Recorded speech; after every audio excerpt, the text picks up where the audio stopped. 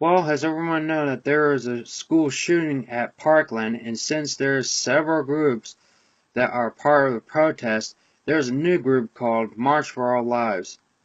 And what are they protesting against? You guessed it, guns. In their case, they believe that guns are the main situation it needs to get rid of. Instead of the attacker, they blame a weapon. Guns kill people. No, guns don't kill people. People kill people. That's the main thing that you need to worry about. Guns aren't the only weapons that can be used to harm others. There's knives, baseball bats, rocks, pencils, forks, your bare hands, hell, even a paperclip. It may sound ridiculous, but if you straighten it out and you put it between your fingers and jam it into someone's eye, guns are not the problem. The reason why we have guns is because we have to arm ourselves, so you and your loved ones won't be slain by these monsters, because the killers don't care at all. These types of people argue about the NRA isn't a civil rights group, but a lobbying group because they receive money from gun manufacturers. 5 million members in the NRA group. To make their point, they use an anti-gun Democrat politician who suckles at the government teat.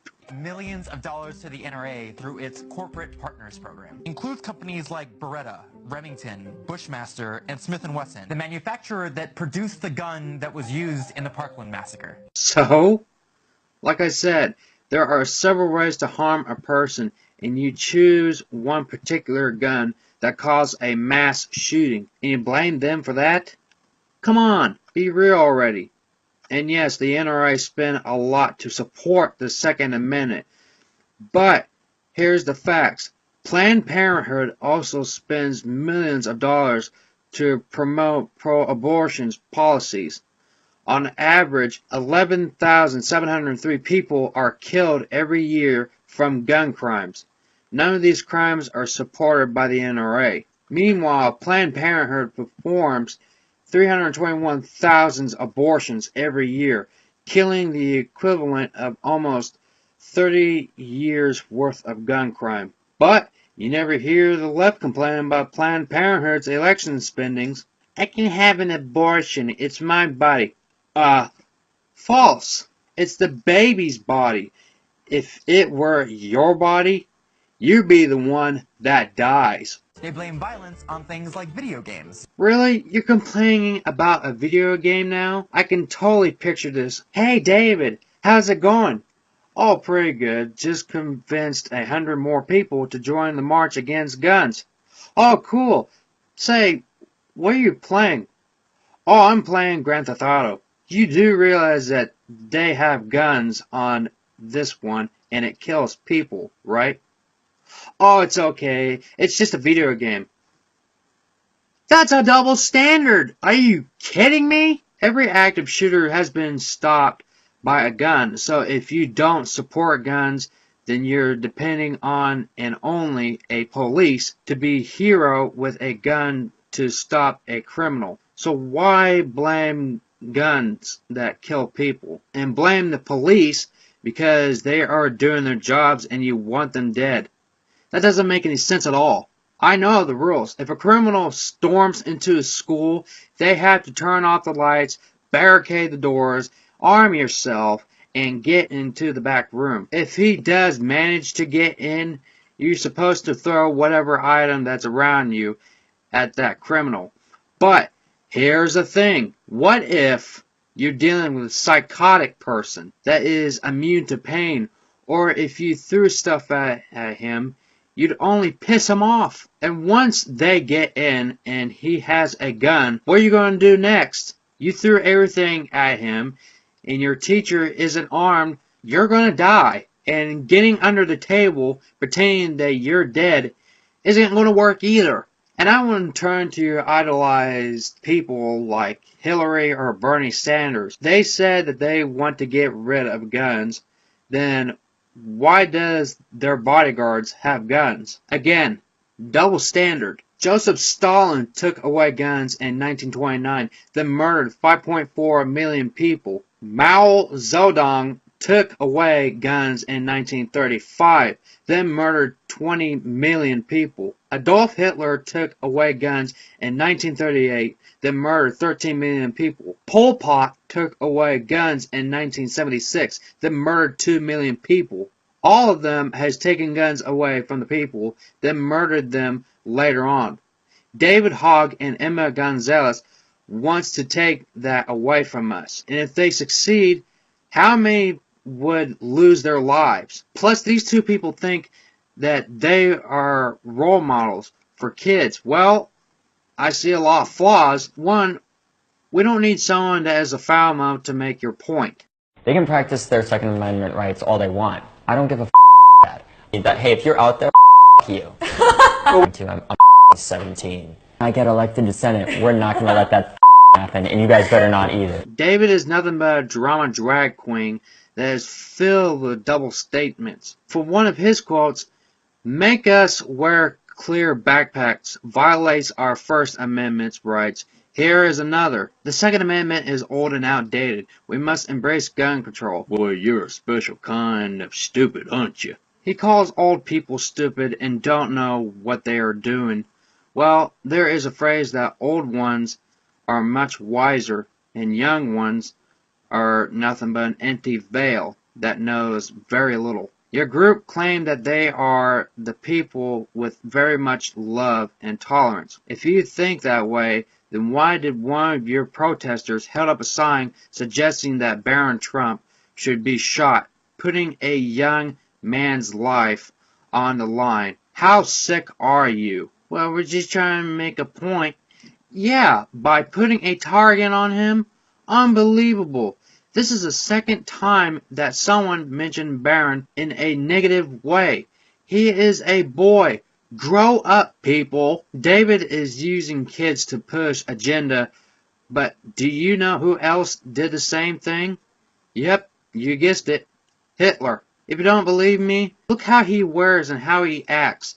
The armband, a hand gesture, definitely acting like a Nazi. Hey, Rachel Maddow, I think I found your daughter. He mentioned Alex Jones insulting him, calling him a piece of crap alongside with older people, and when Alex saw this, he responded him nicely and challenged him with a debate. Alex accepted, and David cowered away, and the media said that Alex harassed David into a challenge, which it was a total lie. He said it to himself. Then he also said that he explains his situation when he was at school. Here's a couple of videos that got me confused. On the day of the shooting, I got my camera and got on my bike and rode as fast as I could 3 miles from my house to the school to get as much video and get as many interviews as I could, because I knew that this could not be another mass shooting. This is not about us. Well, I was in my AP Environmental Science class when the first gunshot rang out. Immediately, we looked around our classroom and told the teacher to close the door. She closed the door. Then, right when she did so, the fire alarm exploded, so we all started instinctually and stupidly in hindsight getting up and walking out. As we were walking out, there was... So he said he wasn't there, then he said he was. I think someone is either confused or someone's a big fat liar. And there I was, surviving the bridge collapse in Miami. You just drop in and just smack the lip, drop down, snap, ah! It's extraordinary that David Hogg not only uses the same sort of vile, hatred-filled rhetoric of Adolf Hitler and Joseph Goebbels, but Hogg actually physically resembles Joseph Goebbels. I don't know how to pronounce his last name, but you know what I mean. Both of these figures were held by state-run media. Both invoked dangerous language of hatred, violence, and profanity, and both demand that we, the people, give up our liberties so that the fascist tyrant can have absolute power and control over everything. They also both claim this is necessary for the public good and keep the children safe. And then you got Emma Gonzalez, who shaved her head, looks like a boy, and rips up the constitutional "we the people." They would say that it was a hoax. It doesn't matter. It's totally against what America and people represents. You're screaming to restrict the constitutional rights while wearing a Cuban flag patch on your arm. Yeah, what a great role models for the kids. You have these two and a few others that's against guns and said persuade themselves that they are victims, but they rejected the real victims of the school and they think otherwise. Colton Habb wanted to show up at the meeting, but he didn't want to because of CNN. The reason why is he had a long speech that he had prepared that it was his own, and CNN interviewed him on the phone, asking him questions and wanted to hear his speech. So he gave it to them, shortened it, and gave him that CNN wanted him to say. He refused, told Fox News that CNN called him a liar. 4 days ago, I had gotten contacted by a lady named Carrie Stevenson from CNN. She had asked me originally to just write a speech. It was going to be at the town hall at the BB&T Center, so I agreed. I felt like it would be the right thing to do, be able to go speak my part, as well as open eyes to a few things that I thought that could make this situation a little better. From there, 3 days ago, so the next day after that, we had gotten, I got an email back from her, and she asked for more of questions rather than a speech, which I was totally fine with, so I wrote a little less of a speech and more of questions that I wanted to ask at the town hall. The day after that, it was more of just questions. She asked for just questions that I would like to ask. So I gave her my questions, and then yesterday, at about 5:15, I made contact with her, and she had asked if I just asked her one question. So what they had actually done was wrote out a question for me, because in my interview with CNN, I had talked about arming the teachers if they were willing to arm themselves in the school to carry on campus.